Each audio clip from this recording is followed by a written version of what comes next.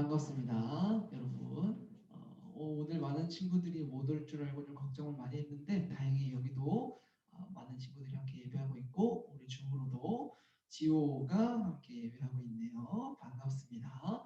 오늘도 우리가 마음을 모아서 전심으로 하나님을 높여드리는 시간 되기를 소망합니다. 우리 사도신경으로 신앙 고백하심으로 오늘도 예배를 시작하도록 하겠습니다.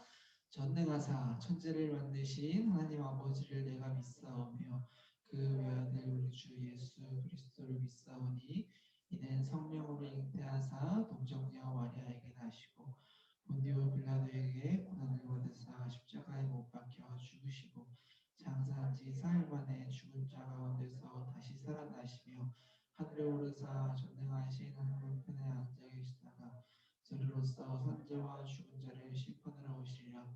성령을 믿사오며 거룩한 공예와 성도와 서로 교통하는 것과 죄를 사하여 주시는 것과 몸이 다시 사는 것과 영원히 사는 것을 믿사옵나이다. 아멘. 네, 우리 찬양하시면서 오늘도 예배를 준비하기 원합니다. 우리 지난주에 이어서 우리 5월, 6월 동안 함께 마음을 다해서 함께 찬양하며 나아갈 찬양을 이 시간도 배워보기 원합니다. 너무 좀 유명한 찬양이라 아는 친구들이 좀 많을 수도 있을 것 같은데 우리 가사를 잘 묵상하시면서 이 시간 온전히 하나님을 찬양하며 나아갑시다. 예수 우리 왕이여, 예수 우리 왕이여, 이곳에 오소서. 우리가 주께 드리는 찬양을 받아 주소서. 주님을 찬양하오니 주님을 경배하오니 왕이신 예수여 오셔서 좌정하사 다스리소서. 한 번 더 고백합시다. 예수 우리 왕이여, 예수 우리 왕이여, 이곳에 오소서. 우리가 주께 드리는 찬양을 받아 주소서. 주님을 찬양하오니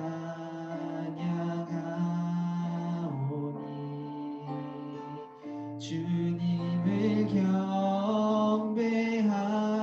경배하오니 왕이신 예수여 오셔서 좌정하사 다스리소. 주님을 찬양하오니 주님을 찬양하오니 주님을 경배하오니 왕이신 예수여 오셔서 좌정하사 다스리. 우리 처음부터 한 번 더 고백합시다. 예수 우리 왕이여, 예수 우리 왕이여, 이곳에 오소서. 우리가 주께 드리는 찬양을 받아 주소서. 주님을 찬양하오니 주님을 경배하오니 왕이신 예수여 오셔서 좌정하사 다스리스. 주님을 찬양하오니 주님을 찬양하오니 주님을 경배하오니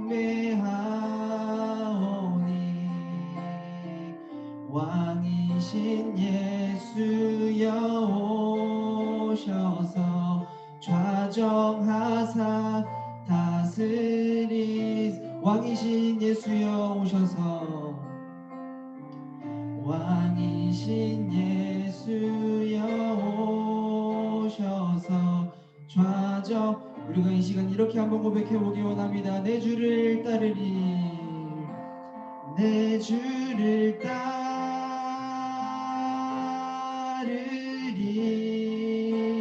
내 마음을 드리며 모든 상황 속에 선하신 주를 믿음으로 바라보리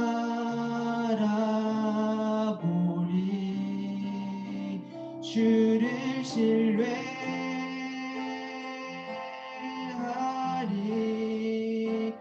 내 삶을 드리며 내 모든 힘과 내 뜻을 다해 전심으로. 우리 이런 찬양입니다. 이 시간 함께 고백합시다. 내 주를 따르리 내 주를 따르리 내 맘을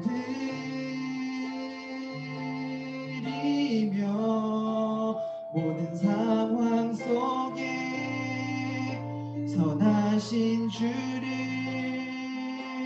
믿음으로 바라보리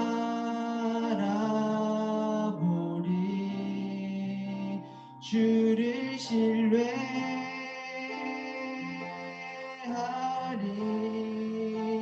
내 삶을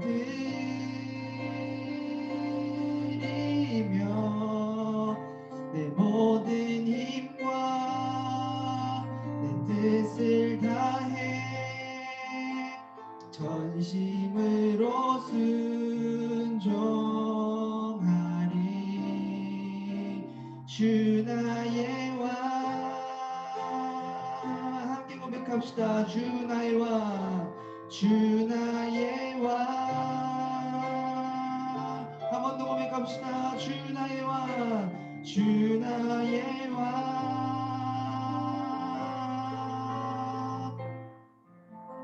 우리 한 번 더 고백하며 나아갑시다. 내 주를 따르리 내 맘을 드리며 내 주를 따르리 내 맘을 드리며 모든 상황 속에 선하신 주를 믿음으로 바라보리 주를 신뢰하리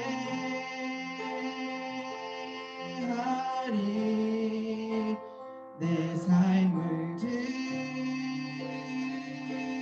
드리며 내 모든 힘과 내 뜻을 다해 전심으로 순종하리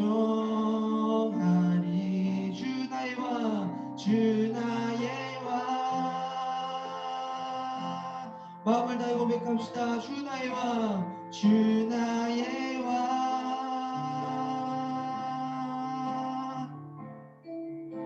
주 나의 왕.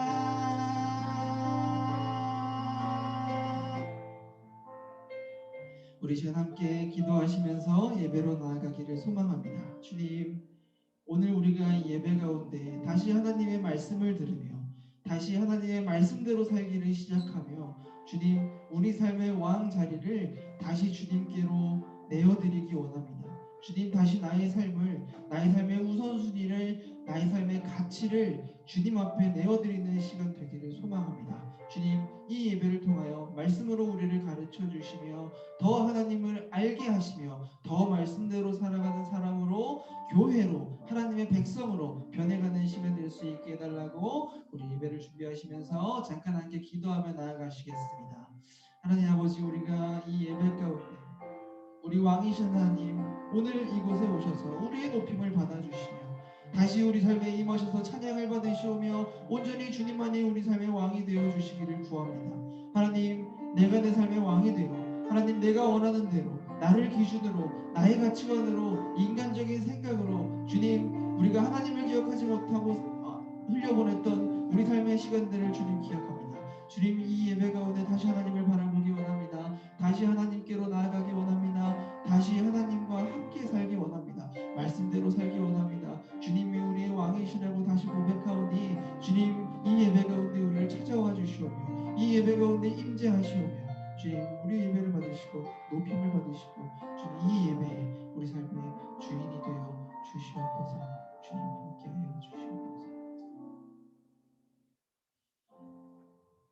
네, 이 시간 우리를 대표해서 최민규 학생께서 우리를 위해서, 예배를 위해서 기도해 주시겠습니다.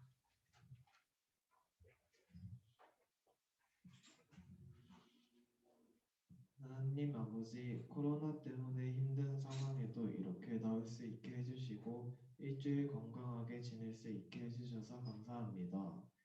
우리가 일주일 동안 하나님 말씀에 집중하지 못했다면 용서해 주세요. 요즘 중등부에서 성경 읽독을 하고 있습니다. 친구들이 성실히 성경 읽독에 임할 수 있도록 도와주시고 목사님과 선생님들께도 저희 중등부 친구들에게 하나님 말씀을 잘 전할 수 있게 도와주세요. 코로나 상황에도 다 같이 모여 하나님께 영광 드릴 수 있게 해주셔서 감사하고 예수님의 이름으로 기도드렸습니다. 아멘.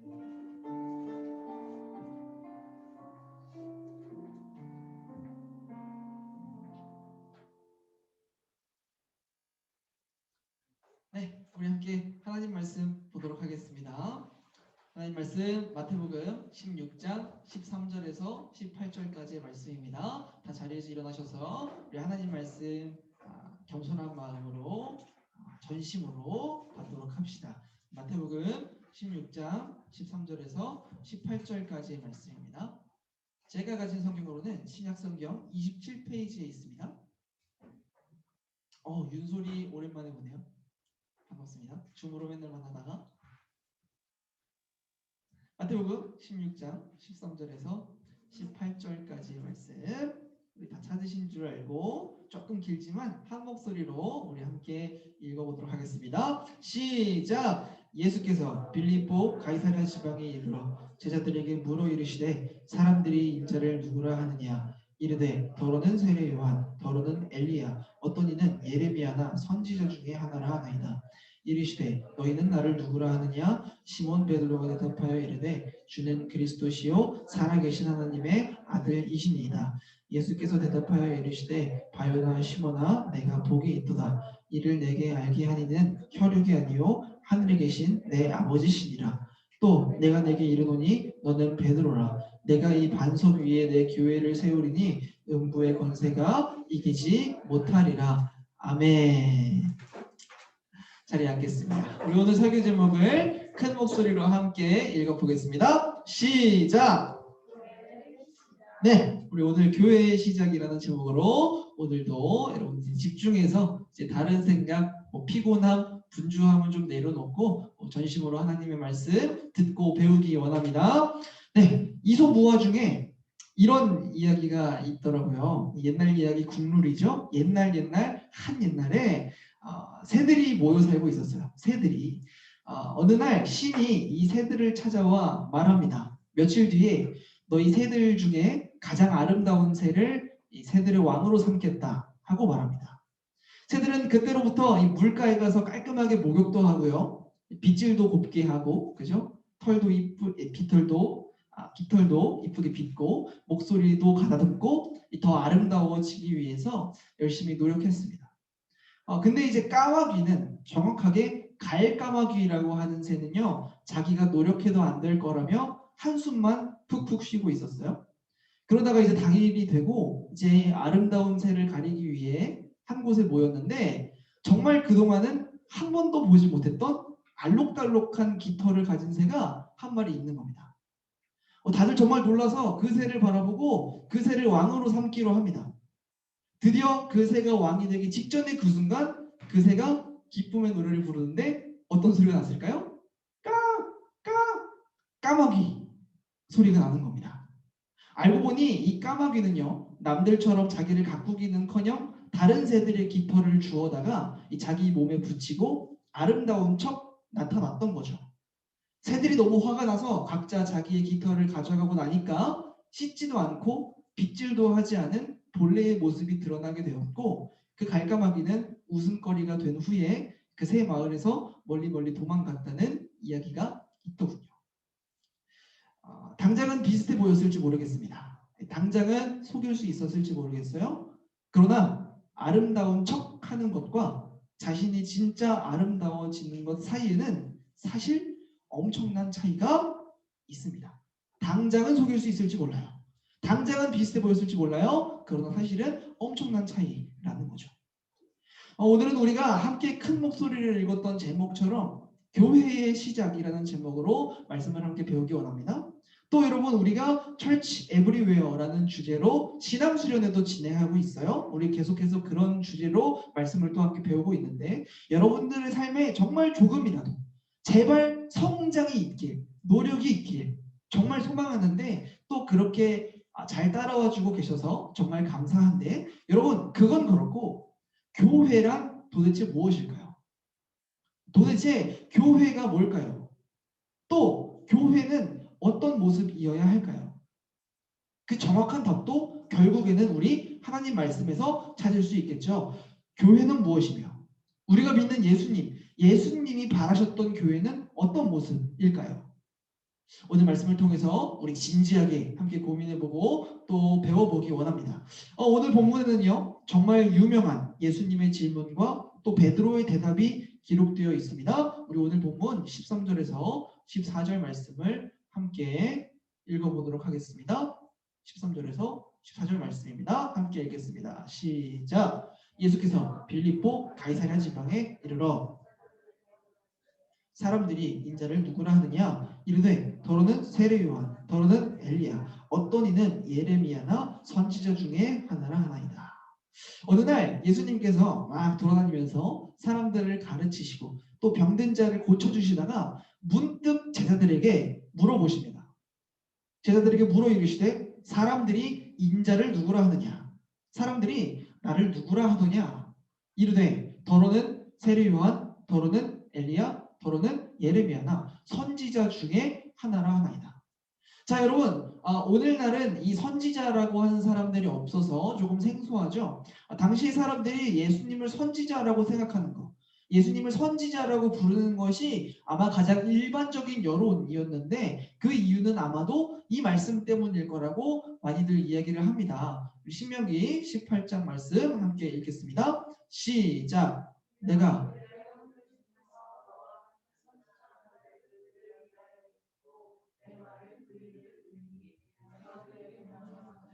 그가 무리에게 다 말하리라.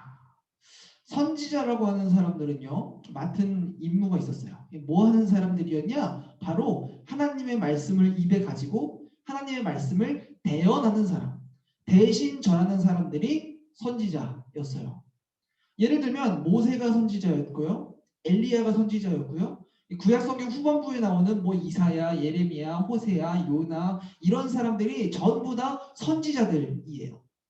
하나님의 말씀을 직접 들어서 미리 알고 미리 알고 그 말씀을 사람들에게 대언하는 사람, 대신 전하는 사람들이 선지자였어요. 게다가 신명기 말씀을 보니 하나님께서 그 선지자를 반드시 일으키실 거라고, 역사 가운데 선지자를 세우셔서 당신의 말씀을 들려주실 거라고 약속을 하셨습니다. 당시 사람들이 예수님의 말씀을 듣는데 당시에 있었던 바리새인들이나 종교 지도자들과는 그 깊이가 정말 차원이 다른 거야. 이 사람은 정말 하나님의 말씀을 가진 사람이구나. 하나님의 말씀을 우리에게 들려주는구나 했던 거죠. 그래서 더러는 예수님을 랍비, 선생님이라고 불렀고 일반적으로 사람들은 이 예수님을 선지자라고 불렀습니다. 예수님은 실제로 하나님의 말씀을 가르치셨어요. 하나님의 말씀을 대언하셨어요. 그런데 예수님께서는 이 대답이 마음에 들지 않으셨던 것 같아요. 그래서 제자들에게 다시 물어보십니다. 안 넘어갈까요, 자꾸? 네, 다시 물어보십니다. 이르시되 너희는 나를 누구라 하느냐? 예수님의 관심은 여기에 있었어요. 그러면 나랑 함께 가고 나와 동행하고 있는 나를 따르는 너희는 나를 누구라 하느냐? 여러분들은 예수님을 누구라고 하십니까? 우리 16절 함께 읽겠습니다. 시작. 시몬 베드로가 대답하여 가로되 살아계신 하나님의 아들이시니이다. 그 예수님의 물음을 듣고 베드로가 아주 유명한 고백을 합니다. 주는 그리스도시요 살아계신 하나님의 아들이시니이다. 여러분, 이 베드로의 고백이 오늘 말씀을 통해서 정말 여러분들의 고백이 되기를 소망합니다. 이 고백은 그야말로 핵심을 관통하는 고백이에요. 첫 번째, 주는 그리스도시요. 주는 그리스도시요. 따라합시다. 주는 그리스도시요. 이 그리스도라는 말은요, 구약 성경이 쓰여진 히브리어로 하면 이런 말입니다. 메시아. 그래도 웬만큼 들어본 말이 아닐까 해요. 메시아. 이 메시아라는 말은요, 구원자라는 말입니다. 구원자. 이 그리스도라는 말에는요, 생각보다 묘하고 복잡한 의미가 더 있긴 한데 정말 간단하게 핵심을 꿰뚫자면 주는 우리를 구원하실 구원자이십니다. 그런 고백을 베드로가 한 거예요. 뭐라고요? 주는 그리스도시요. 주는 우리를 구원하실 구원자이시요. 두 번째 뭐였어요? 살아계신 하나님의 아들이시니이다. 따라합시다. 살아계신 하나님의 아들이시니이다. 네, 주는 살아계신 하나님. 오늘도 세상의 왕이신 하나님의 아들이십니다. 천지를 지으셨고 그때로부터 오늘까지 분명하게 살아계시는 세상의 왕이신 하나님의 아들이십니다. 이것은 예수님을 왕이라고 고백하는 것과 다를 것이 없었어요. 뭐라고요? 주는 그리스도시요 살아계신 하나님의 아들이십니다. 여러분, 물론 예수님이 선지자의 역할도 하셨어요. 다시 말하면 하나님의 말씀을 대언하셨어요. 하나님의 말씀을 가르치시기도 하셨어요. 여러분, 오늘날까지도 예수님을 어떻게 규정하려는 사람들의 접근이 이론이 굉장히 많습니다. 여러분 많이 들어보셨을걸요? 예수님은 세계 4대 성인 중 한 명이다. 즉 굉장히 뛰어난 선생이었다. 뭐 아니면 예수님은 정말 선한 사람이었다. 그것도 아니면 예수님은 정말 사랑과 도덕과 희생의 가치를 사람에게 가르쳐준 최고의 순교자였다. 그런 얘기도 막 합니다. 사실 이 말들이요, 1차원적으로 보면 그렇게 틀린 말은 또 아니에요. 예수님은 하나님이셔서 하나님의 말씀을 잘 가르치셨던 뛰어난 선생이셨던 것도 맞죠? 역사상 예수님 같은 선생님이 있어요? 없어요? 없어요. 정말 선한 사람이었던 것도 맞죠? 죄가 없으셨으니까. 최고의 순교자도 따지고 보면 맞아요. 그러나 우리가 이것들을 틀렸다고 하는 것은 그것들은 핵심이 아니기 때문입니다.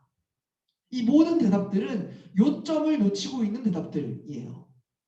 우리에게 예수님은 정말 어떤 분이셨느냐? 그 정도의 존재가 아니라 예수님은 유일한 구원자시고 세상의 왕, 살아계신 하나님의 아들이라는 이 고백이 정말 예수님의 존재에 대한 핵심이고 요점인 겁니다.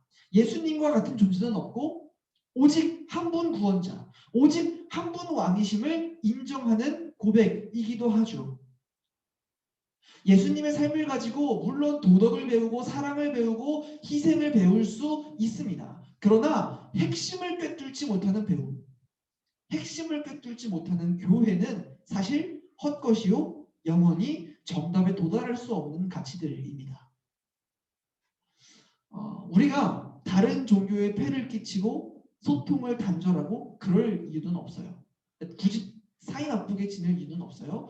얼마 전에 부처님 오신 날이 있었는데 페이스북에 그런 사진이 막 돌더라고요. 부처님 오신 날에 절에서 행사를 하는데 막 기독교인들이 몰려와가지고 피켓을 들고 예수 천국 불신지요 막 하면서 외치는 모습들을 보고 사람들이 적잖이 비판을 많이 하더라고요. 예수가 부처, 공자와 같이 그냥 뛰어난 선생이었다. 이 말은 사실 다른 종교에도 구원이 있다라는 주장이랑 똑같은 주장이고 인정해서는 안 되는 주장입니다. 그 이상으로 예수님은 유일한 구원자이시고 유일한 왕이십니다. 믿으시기 바랍니다. 오늘날 많은 사람들이 기독교를 배타주의, 타인을 배척한다라고 해서 많이 비판합니다. 아니에요. 우리가 타인을 배척할 이유가 없죠. 사랑해야죠. 굳이 다른 종교에 폐를 끼쳐서는 안 되고 굳이 사이 나쁘게 지낼 이유도 없어요. 사랑해야죠. 다만 구원에 있어서만은 우리는 배타주의가 되어야만 합니다. 성경이 그렇게 가르치고 있기 때문이에요. 구원에 있어서만은. 믿으시기 바랍니다. 주는 그리스도시요 살아계신 하나님의 아들이십니다. 이것이 핵심이고 여러분들이 정말 그렇게 고백하시기를 소망합니다. 예수님께서 베드로의 이 대답을 들으시고 베드로를 축복하십니다. 우리 뒤에 말씀부터 먼저 살펴보겠습니다. 우리 18절 말씀을 함께 읽겠습니다. 시작! 너는 베드로라. 내가 이 반석 위에 내 교회를 세우리니 음부의 권세가 이기지 못하리라. 이 본문은 정말 잘 이해해야 하는 본문이에요. 성경에서 교회라고 하는 단어가 처음으로 등장하는 순간입니다. 예수님께서 베드로에게 너는 베드로라 이렇게 이야기하십니다. 베드로에게 너는 베드로라. 사실 베드로는요 원래 이름이 베드로가 아니었어요. 원래 베드로의 이름은 시몬입니다. 시몬. 그래서 우리가 가끔 시몬 베드로라고도 나오죠. 우리 16절에서도 아까 그렇게 나왔잖아요. 시몬 베드로 이렇게 나왔죠. 베드로의 원래 이름은 시몬입니다. 그런데 예수님께서 이름을 베드로라고 고쳐주신 거예요. 그런데 왜 시몬이라는 사람이 베드로가 되었느냐? 요한복음 1장의 말씀을 함께 읽도록 하겠습니다. 시작! 그가 먼저 자기의 형제 시몬을 찾아 말하되 우리가 메시아를 만났다 하고 메시아는 번역하면 그리스도라. 데리고 예수께로 오니 예수께서 보시고 이르시되 내가 요한의 아들 시몬이니 장차 게바라 하리라 하시니라. 게바는 번역하면 베드로라. 자, 당시의 로마는요 워낙 땅이 넓어서 언어를 두 개 사용했습니다. 공용어가 두 개였어요. 하나는 아람어라고 하는 언어였고요. 하나는 헬라어라고 하는 언어예요. 그런데 이 게바는 반석이라는 뜻인데요. 시몬은 장차 게바가 되리라. 그렇게 예수님께서 축복하셨어요. 이 게바를 두 언어 중에 다른 언어로 쓰면 헬라어로 쓰면 베드로라는 이름이 되는 겁니다. 이 베드로의 이름이 곧 반석이라는 뜻이에요. 예수님께서 너는 베드로라. 너는 반석이라. 굳이 다시 말씀하시고 베드로에게 굳이 너는 베드로라 이렇게 말씀하시고 내가 이 반석 위에 내 교회를 세우리니 너는 반석이라. 내가 이 반석 위에 교회를 세우리니. 여러분 지금 예수님께서는 일종의 언어 유희, 워드 플레잉을 하고 계신 거죠. 예수님께서는 오늘날로 말하면 힙합, 라임에도 아주 탁월한 조예를 보이셨어요. 너는 반석이라. 내가 반석이에요. 이 얼마나 뛰어난 펀치라인입니까, 여러분?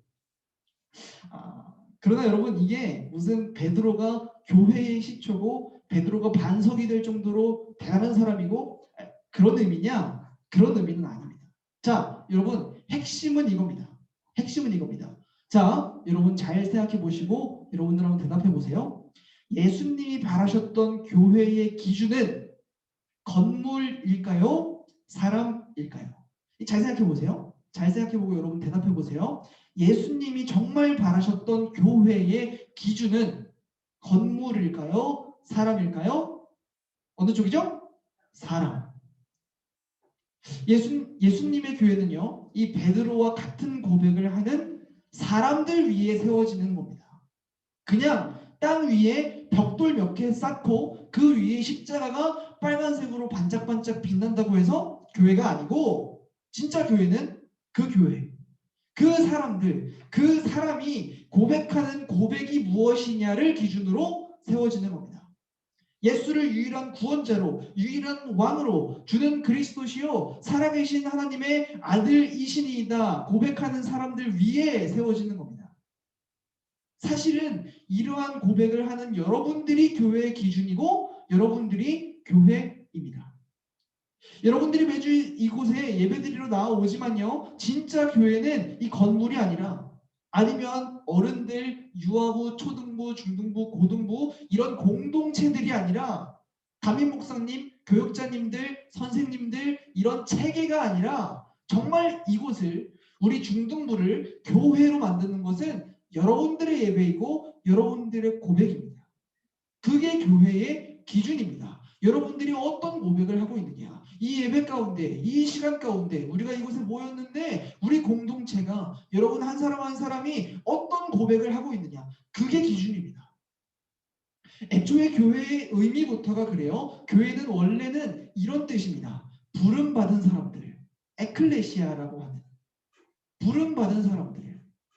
뭐라고 부름받아요? 하나님의 자녀라, 하나님의 백성이라 부름받은 사람들. 어떻게 부름받는데요? 주는 그리스도시요 살아계신 하나님의 아들이시니이다 라고 하는 고백 위에, 그 믿음 안에. 여러분, 그래서 교회는 반드시 예수님 안에 있을 수밖에 없습니다. 교회에서 예수님을 이야기하지 않으면 그 교회는 가짜예요. 하나님의 나라도 예수님 안에 있을 수밖에 없습니다. 예배도 예수님 안에 있을 수밖에 없습니다.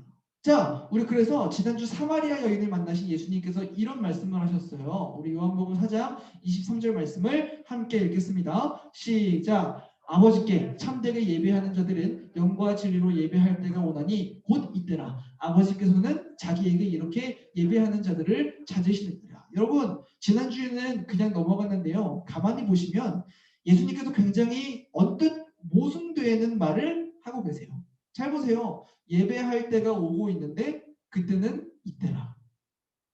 이게 무슨 말이죠? 예배할 때가 오고 있는데 그때는 지금이라. 이해가 되세요? 오고 있다는 거예요? 아니면 지금이라는 거예요? 둘 중 하나만 하시지. 안 그래요?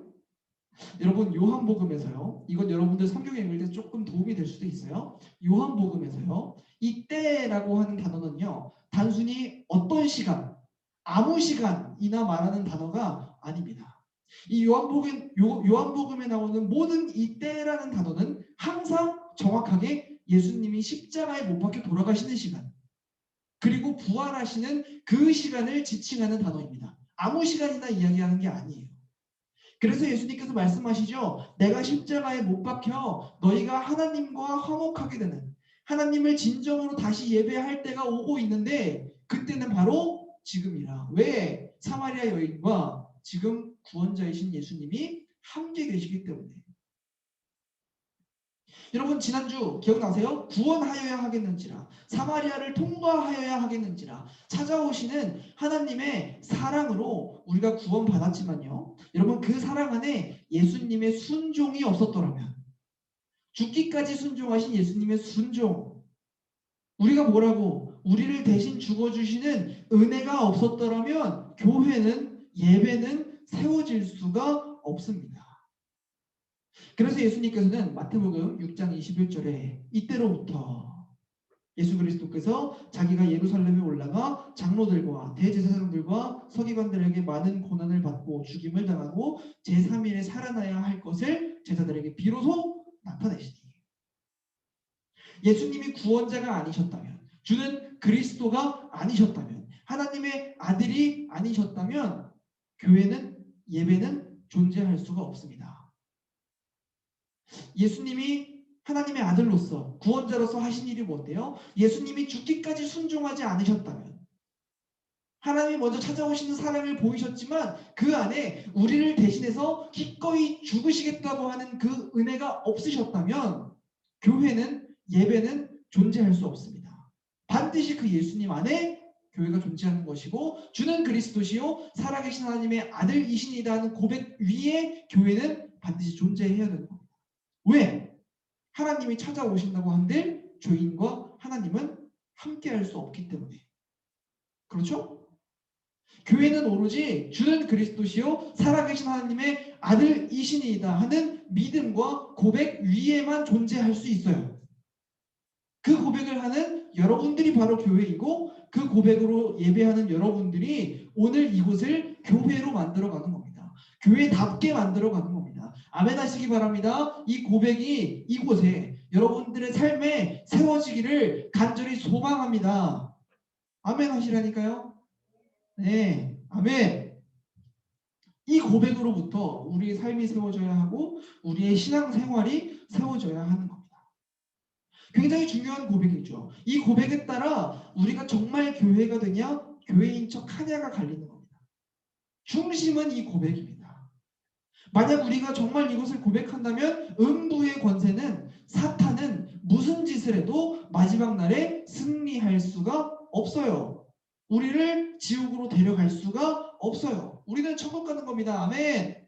아멘. 다만 여러분 주의해야 할 것이 있습니다. 교회는 어때야 합니까? 마태복음 16장 우리 17절 말씀을 함께 읽겠습니다. 시작. 예수께서 대답하여 이르시되 바요나 시모나 내가 복이 있도다. 이를 내게 알게 한 이는 혈육이 아니요 하늘에 계신 내 아버지시니라. 우리가 앞으로 몇 주 동안 계속 말씀을 배우면서 또 평생 여러분들의 삶 가운데 여러분들의 마음에 새겨야 할 것인데 이건 무슨 말이냐 하면 이를 내게 알게 한 이는 혈육이 아니요. 이 혈육은 당시에 사람, 더 넓게는 인간적인 모든 것을 지칭하는 단어였어요. 이 관용적 표현이었어요. 인간적인 모든 것. 그러니까 이 알은, 이 믿음은, 이 고백은 인간적인 노력, 탐구, 합리적인 의심, 선택, 고민, 의지 이런 것들로 도달할 수 없는 결론이라는 겁니다. 그런 것들로 얻어질 수 없는 것들입니다. 다시요. 인간적인 것들로 이룰 수 없는 것들입니다. 사람의 기준과 사람의 생각, 사람의 것들로는 절대 도달할 수 없는 결론입니다. 자, 여러분. 교회에 나오기, 예수님을 믿기, 예수님이 구원자라고 믿기, 하나님이 살아계신다고 믿기, 성경 읽기, 기도하기, 여러분 이러한 일들에 대한 의지와 당위성은요. 인간적으로, 합리적으로 접근하려고 하면 할수록 올바른 결론에 도달할 수가 없습니다. 내가 왜 성경을 읽어야 하는지 합리적으로 생각하려고 하면요. 읽어야 할 이유가 없습니다. 여러분 이것들은 우리의 이성 이전에 합리 이전에 나의 의지 이전에 믿어야 되는 문제예요. 믿음으로 그냥 순종해야 되는 문제라고요. 오히려 합리성의 측면에서 보면 믿음은 신앙생활은 항상 미련한 일로 비춰질 수밖에 없어요. 고린도전서 1장 말씀입니다. 우리 함께 읽겠습니다. 시작. 십자가의 도가 미련한 것이요 구원을 받는 우리에게는 하나님의 능력이라 하나님의 지혜에 있어서는 이 세상이 자기 지혜로 하나님을 알지 못하므로 하나님께서 전도에 미련한 것으로 믿는 자들을 구원하시기를 기뻐하셨다. 보세요. 여러분 십자가는요. 그 자체가 세상 사람들이 보기에는 미련의 극치예요. 그러나 그것을 믿는 우리에게는 하나님의 능력이고 영원한 기쁨이고 구원이죠. 자 여러분 또 세상 사람들이 보기에는 전도가 미련해요. 전도에 미련한 것이라고 하죠. 이 전도가 미련한 게 아니라 세상 사람들이 보기에는 이 전도가 굉장히 미련한 행위라는 거예요. 또한 여러분 이 전도라는 단어는요. 설교라고도 번역을 할 수가 있는데 설교는 미련해요. 솔직히 여러분 설교가 아무리 재밌어 봐야 목사님이 앞에서 아무리 날고 별 쇼를 다 해봐야 여러분 유튜브보다 재밌길 해요. 듣는다고 성적이 오르고 돈을 벌어요. 돈을 줘요. 합리성의 측면으로 보면요. 언젠가 한계에 도달할 수밖에 없어요. 성경 읽기도 그렇고 기도도 그래요. 인간적인 합리성으로 고민하려고 하면요. 우리의 의지로, 우리의 생각으로, 우리의 기준으로 접근하려고 하면요. 항상 미련한 것으로 보이기 마련입니다. 여러분 믿음이 먼저입니다. 믿음이 먼저고 고백이 먼저입니다. 여러분 그 믿음 안에 그냥 순종하는 겁니다. 이 성경이 정말 하나님의 말씀이라는 믿음 안에 그냥 순종하는 겁니다. 믿음 안에 여러분들의 기준이 먼저 바뀌어야 하고 여러분들의 가치관, 생각, 의지가 믿음 안에 먼저 바뀌기 이전에는 이해해야 한다고 올바르게 이해할 수가 없고 사람의 것들로는 절대로 도달할 수 없는 결론들입니다. 예배해야 한다, 말씀 읽어야 한다, 기도해야 한다, 예수님 믿어야 한다, 전부 그래요. 합리성으로 보면 절대로 도달할 수 없는 결론입니다, 여러분. 이해, 의지, 실천은 믿음 다음 문제입니다. 고백이 먼저입니다. 믿고 나서 이해해야 하는 거고 믿고 나서 우리가 실천하게 되는 겁니다. 합리성을 따지다가는요 평생 순종할 수 없습니다. 장담합니다. 평생 순종할 수 없어요. 합리성을 따지면요. 그러나 믿음을 가졌다면 이것은 하나님의 지혜입니다. 자, 예를 들어서 여러분 베드로가 아까 예수님께서 죽으실 것이라는 말을 듣고요. 인간적인 생각으로 예수님 죽으시면 안 됩니다. 감히 누가 예수님을 십자가에 못 박는다고요? 이렇게 막 분노를 합니다. 굉장히 합리적이지 않아요, 여러분? 누가 감히 예수님을 십자가에 못 박아요? 그랬다가 예수님께 이렇게 혼납니다. 우리 23절 말씀입니다. 예수께서 돌이키시며 베드로에게 이르시되 사탄아 내 뒤로 물러가라. 너는 나를 넘어지게 하는 자로다. 내가 하나님의 일을 생각하지 아니하고 도리어 사람의 일을 생각하는도다 하고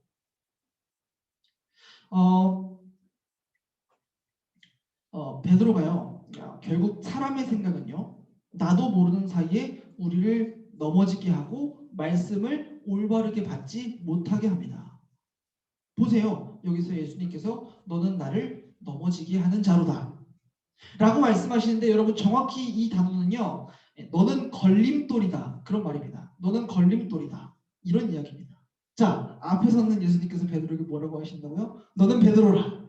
너는 반석이라. 내가 반석 위에 교회를 세우겠다. 그런데 지금 뭐라고 하신다고요? 너는 걸림돌이라. 방금까지 반석이었던 베드로가요. 금방 걸림돌이 되고 말아요. 여러분 우리가 이렇습니다. 우리는 연약해서요. 다른 사람들을 마음 아프게 하고 하나님을 마음 아프게 하는 존재예요. 그냥 존재 자체가 그냥 사람은 걸림돌이에요. 죄인이기 때문에. 그냥 걸림돌인 존재가 우리예요. 인정하기 싫지만 우리입니다. 그게. 우리가 교회에 다닌다고 해서 금방 완전해지느냐? 성경 읽기가 수월해지고 죄를 안 짓게 되느냐? 그것도 아니죠, 여러분. 우리가 무슨 반석이에요. 여러분 예수님께서 베드로 보고 너는 반석이라 그러셨는데 여러분 베드로를 보세요. 이후에 바로 예수님을 3번 부인하죠. 그게 우리의 모습이에요. 우리의 실력이에요. 그러면 이러한 교회는 과연 어때야 하는가? 우리 마지막으로 24절, 25절 말씀을 함께 읽겠습니다. 시작! 이에 예수께서 제자들에게 이르시되 누구든지 나를 따라오려거든 자기를 부인하고 자기 십자가를 지고 나를 따를 것이니라. 누구든지 제 목숨을 구원하고자 하면 잃을 것이요 누구든지 나를 위하여 제 목숨을 잃으면 찾으리라. 예수님께서 이러한 고백 안에 예수님을 따라오려는 제자들의 모습에 대해 말씀하신 것은 크게 2가지입니다. 금방 반석이었던 베드로가 걸림돌이 되는 그 순간에 말씀하신 것은 크게 2가지입니다. 누구든지 나를 따라오려거든 첫 번째 자기를 부인하라. 이게 무슨 말일까요? 가치관이 걸림돌에 불과한 나 중심, 사람 중심이 아니라 하나님 중심으로 바뀌는 겁니다. 자기를 부인하고 나의 연약함을 알고 자기를 부인하고 가치관이 우선순위가 하나님 중심으로 바뀌는 겁니다. 2번째 자기 십자가를 지라. 여러분 여기는 정말 많은 의미가 있을 테지만 그 중에서 오늘은 목사님이 이렇게 강조하고 싶어요. 예수님께서 죽기까지 순종하셨듯이 예수님도 두려우셨어요. 땀이 핏방울이 될 정도로 두려우셨어요. 상황이 어떻든지 결과가 어떻든지 하나님의 말씀에 순종하라. 나의 의지, 나의 생각이 앞서 믿음으로 하나님의 말씀에 순종하라. 자기를 부인하고 하나님의 말씀에 순종하라. 여러분 우리는 다른가요? 우리는 세상 사람들보다 뛰어나서 예수님이 구원자라는 걸 알게 됐나요? 아니죠. 이를 내게 알게 하시는 혈육이 아니요 하늘에 계신 아버지십니다. 여러분 우리가 예수님을 믿게 된 것도요 우리의 능력으로 한 게 아니에요. 그것조차도 하나님이 해주신 거라고요. 여러분 그래서 우리는 도덕적으로 더 뛰어난가요? 아니요. 우리는 시시때때로 다시 걸림돌이 되고 다시 넘어지는 존재입니다. 그렇죠? 그런 상황에서 예수님께서 이렇게 말씀하십니다. 누구든지 제 목숨을 구원하고자 하면 잃을 것이요. 누구든지 나를 위하여 제 목숨을 잃으면 찾으리라. 자, 여러분 예수님께서 같은 주제로 다른 말씀을 가르치시는데 우리 좀 쉽게 배우기 위해서 우리 마지막으로 누가복음 17장 말씀을 천천히 함께 읽어봅시다. 시작. 노아의 때에 된 것과 같이 인자의 때에도 그러하리라. 노아가 방주에 들어가던 날까지 사람들이 먹고 마시고 장가들고 시집가더니 홍수가 나서 그들을 다 멸망시켰으며 또 롯의 때와 같으리니 사람들이 먹고 마시고 사고 팔고 심고 집을 짓더니 롯이 소돔에서 나가던 날에 하늘로부터 불과 유황이 비오듯 하여 그들을 멸망시켰더라. 일단 여기까지. 여러분 우리는 다른가요? 우리는 먹고 마시고 장가들고 시집가고 집 짓고 심고 안 하나요? 하죠. 합니다. 우리도 똑같아요. 계속해서 읽어봅시다. 누가복음 17장이에요. 마태복음 16장이 아니라. 자, 함께 읽읍시다. 시작. 인자가 나타나는 날에도 이러하리라. 무릇 자기 목숨을 보존하고자 하는 자는 잃을 것이요 잃는 자는 살리리라. 똑같이 가르치셨죠? 과연 예수님의 이 말씀이 어떤 의미일까요? 우리는 뭐가 다르죠? 문제는 뭐예요? 이 사람들이 먹고 마시고 사고 팔고 집을 짓고 장가들고 시집가고 문제가 뭐예요? 차이는 딱 하나입니다. 예수님 없이 그것만 하느냐 아니면 예수님을 위해 자기를 부인하고 순종하느냐의 차이입니다. 언뜻 비슷해 보이지만 그 고백이 우리에게 있다면 때때로 아직 부족하더라도 우리는 그저 날마다 자기를 부인할 수밖에 없고 즉 우리의 가치관은 사람 중심에서 하나님 중심으로 조금씩 바뀌어야 하고 왜? 우리가 우리의 연약함을 알기 때문에 가치관이 바뀐 우리는 자기를 부인하고 하나님의 말씀에 조금씩 날마다 더 순종하는 자로 변화되어야 합니다. 그것만 하느냐 아니면 예수님을 믿고 자기를 부인하고 순종하는 모습이 있느냐 그 차이입니다. 여러분 그렇게 걸림돌인 우리가 하나님 안에 반석으로 다듬어져 가는 겁니다. 그리고 그 반석 위에 교회가 세워지는 겁니다. 죄인인 우리가 하나님의 백성답게 변해가는 과정입니다. 걸림돌인 우리가 반석답게 변해가는 과정입니다. 차이는 그것만 하느냐 믿음 안에 고백 위에 그분을 위해 나의 삶을 내어드리느냐 자기를 부인하고 십자가를 지느냐 안 짓느냐 여러분 그 차이라는 것입니다. 말씀을 맺으면서 좀 정리해 봅시다. 여러분 우리 위에 교회가 세워진다는 것이 도대체 무엇입니까? 우리가 교회로 살아간다는 것이 무엇입니까? 우리 안에 예수님이 계신다는 것이 우리가 예수님으로 산다는 것이 도대체 무엇입니까? 여러분 우리가 예수님을 믿는다는 것은요 단순히 구원을 받고 안 받고 천국에 들어가고 안 들어가고의 문제가 아니라 그 이상으로 삶의 기준이 바뀌고 가치가 바뀌는 여러분들 삶의 주인이 바뀌는 놀라운 사건입니다. 여러분 신앙생활은요 단순히 성경을 읽고 안 읽고의 문제가 아니라 기도를 하고 안 하고의 문제가 아니라 우리의 기준이 바뀌고 가치의 우선순위가 바뀌어 일어나는 놀라운 순종입니다. 자기를 부인하고 십자가를 지는 것입니다. 놀라운 순종입니다. 여러분 첫 번째 교회는 건물이 아닙니다. 교회의 시작은 주는 그리스도시요 살아계신 하나님의 아들이시니이다 하는 고백입니다.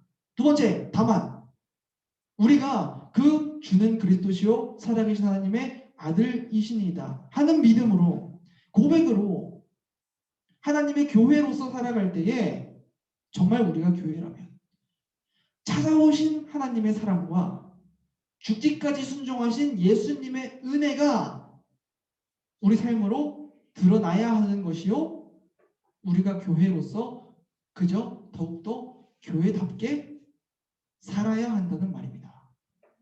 그것이 예배이고 우리의 신앙생활입니다. 우리가 교회다워지는 것 다시 말해 자기를 부인하고 십자가를 지는 것 때때로 걸림돌이 되어도 반석으로 다듬어져 가는 거. 아직 죄인이지만 하나님의 백성다워져 가는 거. 그게 예배이고 그것이 신앙생활입니다. 그러한 모습이 이 예배의 자리 가운데 나타나야 하고 여러분들의 삶 가운데 나타나야 합니다. 자기를 부인하는 일.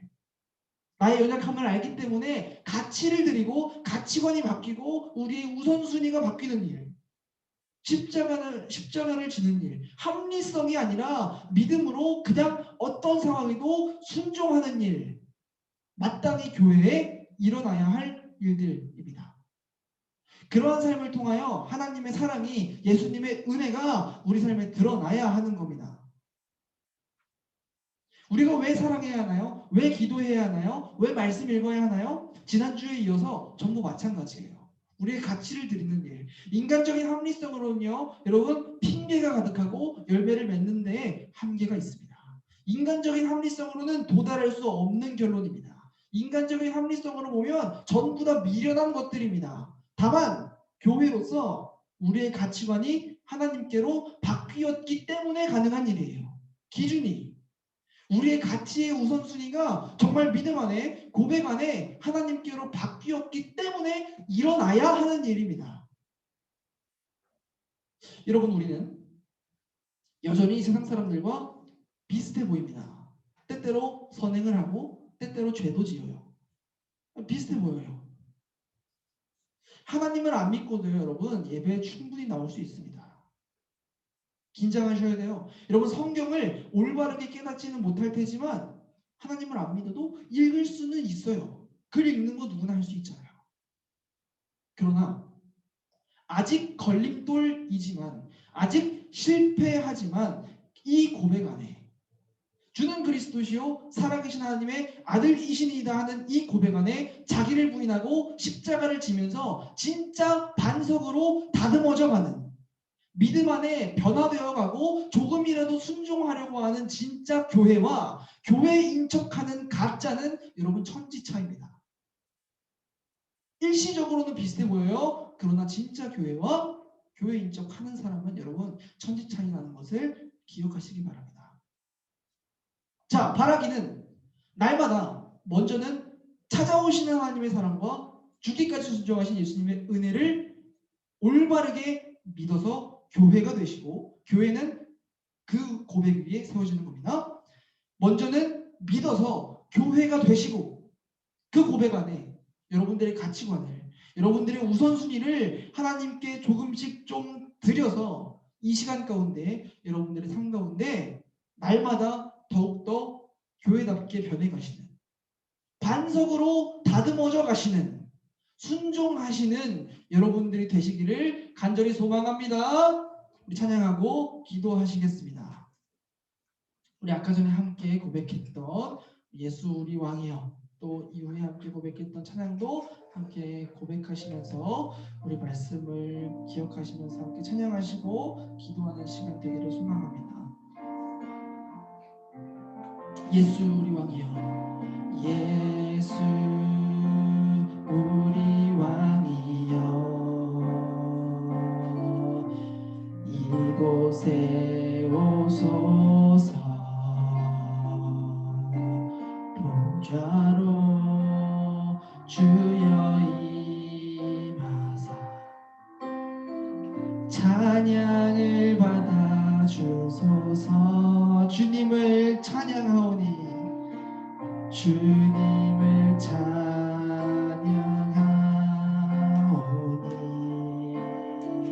주님을 경배하오니,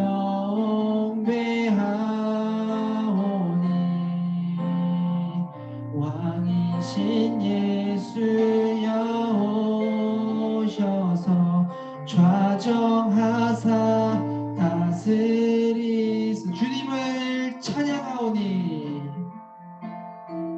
주님을 찬양하오니, 주님을 경배하오니,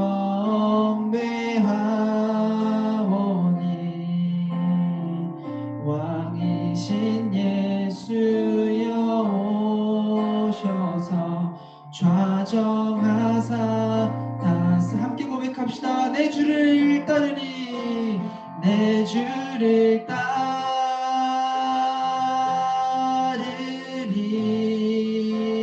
내 맘을 드리며 모든 상황 속에 선하신 주를 믿음으로 바라. 주를 신뢰하리, 주를 신뢰하리,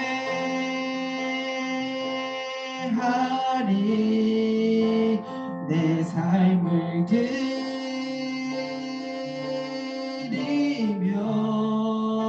내 모든 힘과 내 뜻을 다해 전심으로 순종하라. 주 나의 왕, 주 나의 왕,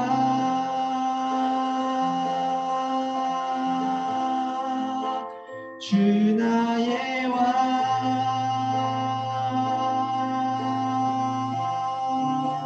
주 나의 왕.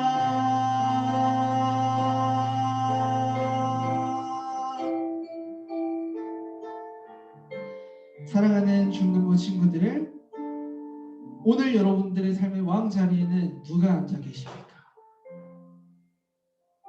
교회는 오로지 주는 그리스도시요 살아계신 하나님의 아들이시니이다, 그 고백을 기준으로 여러분들의 삶에, 여러분들이 서 있는 그곳에 세워지는 겁니다.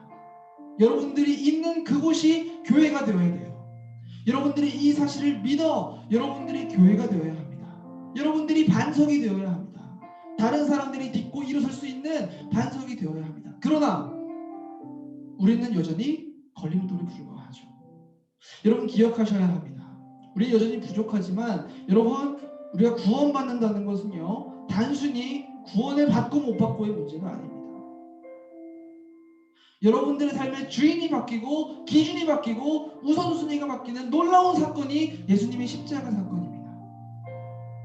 신앙생활은요 단순히 예배를 드리고 안 드리고 교회에 나오고 안 나오고, 애초에 교회는 이 건물이 아니라니까요. 말씀을 읽고 안 읽고, 여러분 그게 아니라 여러분들의 우선순위가 바뀌었느냐, 정말 나의 우선순위가 바뀌어서 자기를 부인하고 십자가를 지려고 하는 예수님의 제자다운 모습이 있느냐 없느냐, 여러분 그 문제인 겁니다. 오늘 이 예배 가운데 먼저는 죽기까지 순종하신 예수님의 은혜 안에 먼저는 교회가 되시고, 주는 그리스도시요 살아계신 하나님의 아들이시라는 그 고백 안에, 믿음 안에 먼저는 교회가 되시고, 날마다 삶 가운데 자기를 부인하고 순종함으로 교회다워지시는 여러분들이 되시기를 간절히 소망합니다. 우리 먼저 함께 한번 기도하며 나아가실 때에, 하나님, 오늘 이 베드로의 고백이, 교회에 있어야만 하는 고백이 나의 고백이 되기 원합니다. 주님, 이러한 고백 없이 그냥 흘러가는 대로 예배드리고 그냥 흘러가는 대로 살았던 것은 아닌지, 주님, 나의 삶을 돌아봅니다. 나의 삶에 확실하게 주님께서 그리스도시라는 고백이, 주님께서 살아계신 하나님의 아들이시라는 고백이 세워지기 원합니다. 우리의 기준이 되기 원합니다. 우리의 삶으로, 마음으로 하나님께 고백하기 원합니다. 주님, 우리가 교회가 되기 원합니다. 우리 먼저 그렇게 함께 기도하시면서 주님께 사랑을 고백하시고 또 결단하시면서 함께 나가길 소망합니다. 다 같이 기도합시다.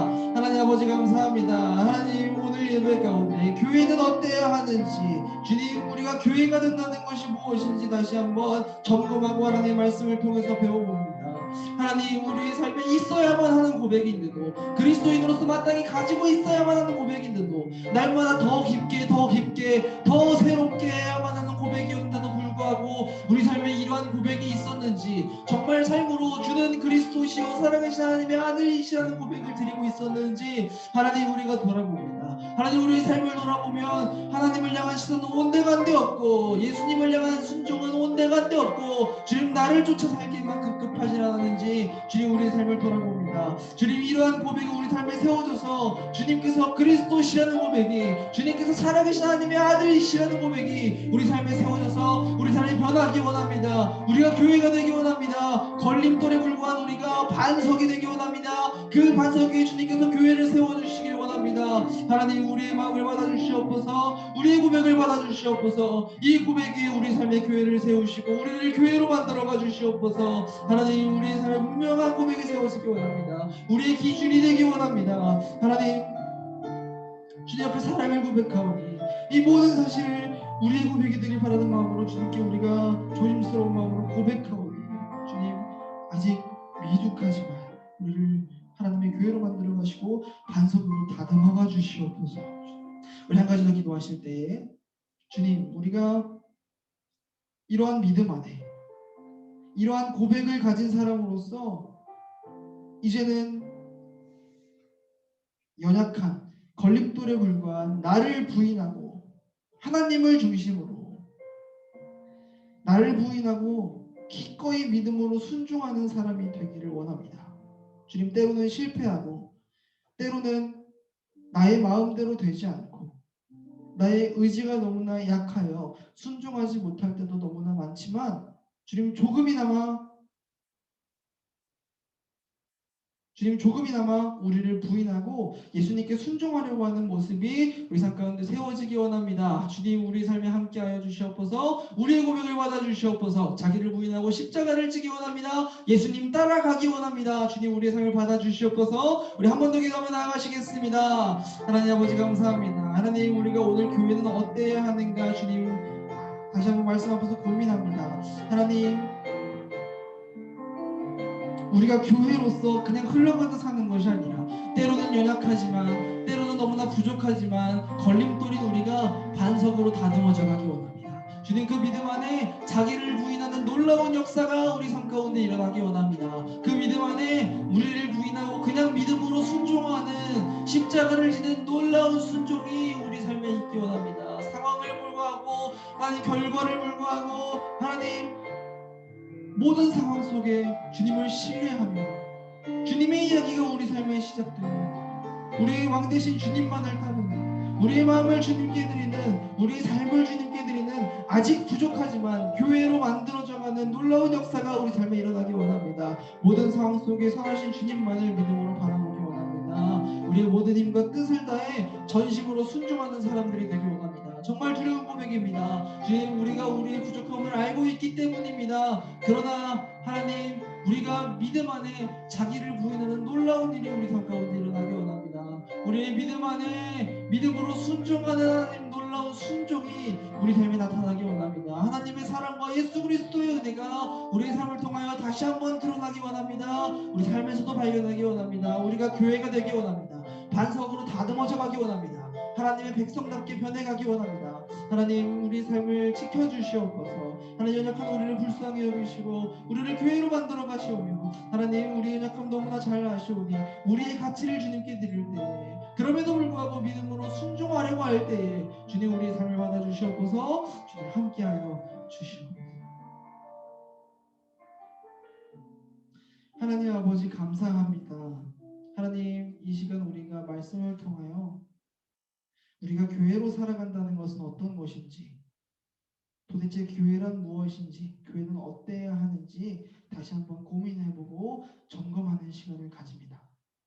하나님, 우리가 예수님을 믿는다고 하는 사람으로서 마땅히 우리 삶에 있어야 할 고백인데도, 교회로서 우리 삶에 있어야만 하는 고백인데도, 주님께서 그리스도시라는 고백이, 주님께서 살아계신 하나님의 아들이시라는 고백이 어느 순간 너무 익숙해져 주님, 우리가 삶으로 하나님께 고백을 드리지 못하고 우리의 마음으로 하나님께 고백을 드리지 못하고 그냥 흘러가는 대로 살지는 않았는지 주님, 우리의 삶을 점검해 봅니다.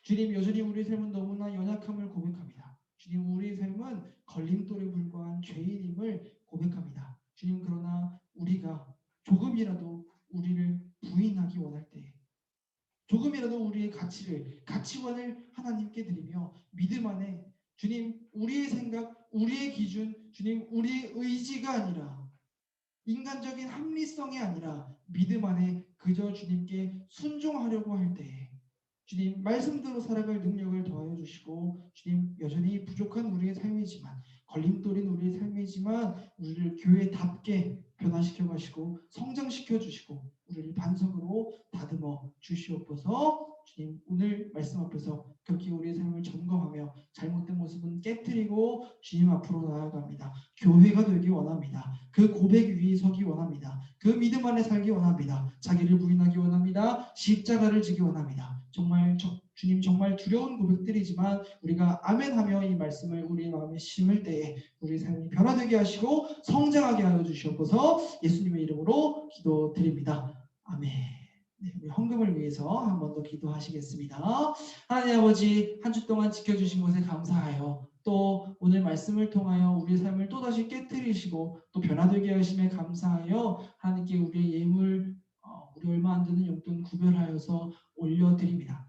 하나님 이 예물을 올려드리는 동안 우리의 마음의 소원 또한 함께 올려드립니다. 주님 우리의 삶에 여러 가지 필요들이 있고 또 연약한 우리는 영적인 필요를 하나님께 간구합니다. 주님 우리의 마음의 소원을 아시오니 주님께서 들어 응답하여 주시고 또 이 예물을 올려드리는 동안 우리의 시간 또한 우리의 삶 또한 이곳에서 드리는 우리의 예배 또한 또 말씀을 통해 들려주신 말씀 앞에 우리 삶을 변화시키기로 결단하는 결단 또한 이제는 주님께서 그리스도시라는 하나님의 아들이시라는 고백으로 우리를 부인하고 그저 믿음으로 순종하겠다고 하는 하나님 두려운 고백, 두려운 결단 또한 주님께 함께 올려드리니 주님 이 예물을 통하여 주님만 홀로 영광을 받아주시오며 부족한 우리의 삶을 교회답게 성장시켜 주시옵소서. 반석으로 다듬어 주시옵소서. 예수님의 이름으로 기도드립니다.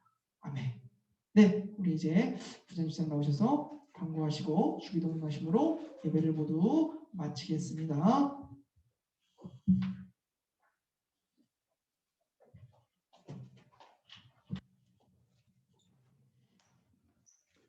설교 말씀 감사합니다.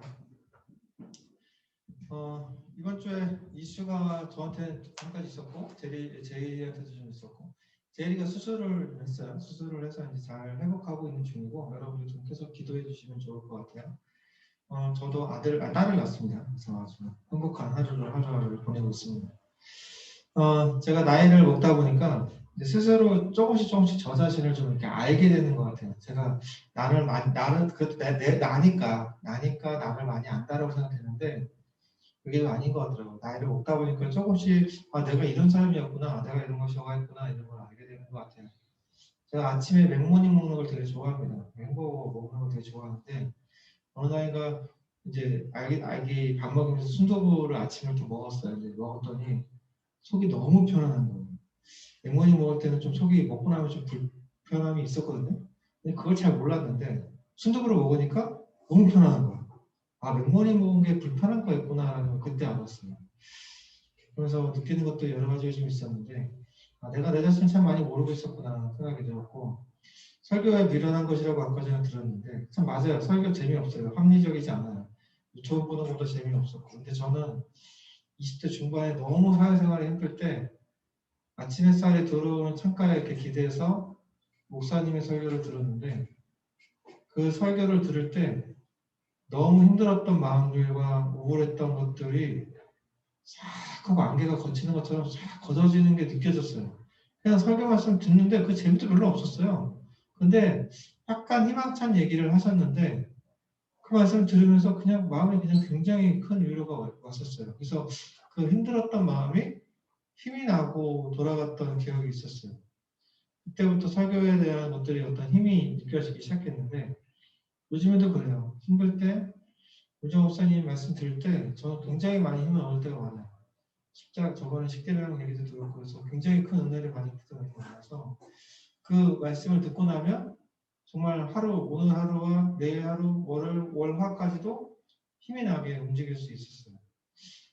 여러분들이 나이가 먹으면 그렇게 영혼의 소생되는 것들이 느껴질 때가 좀 있으리라고 저는 여러분들 기대합니다. 지금 비록 재미없고 그렇지만 밋밋하지만 영혼에 분명히 도움이 되리라 믿습니다. 원래 오늘 생일 파티를 해야 되는데 지호가 안 나왔어요. 다음 주에 하겠습니다. 주기도문하고 예배를 마치겠습니다. 하늘에 계신 우리 아버지여 이름이 기억이 받으시오며 나를 임하시오며 뜻이 하늘에서 이루어지는 것이 이 땅에서도 이루어지리다. 오늘 우리에게 일반 양식을 주시옵고 우리가 우리에게 죄진 자를 사하시는 것이 우리 죄를 사하여 주시옵고 우리를 시험에 들게 하지 마시고 다만 안에서 구하시옵소서. 나라와 권세와 영광이 아버지께 영원히 있사옵나이다.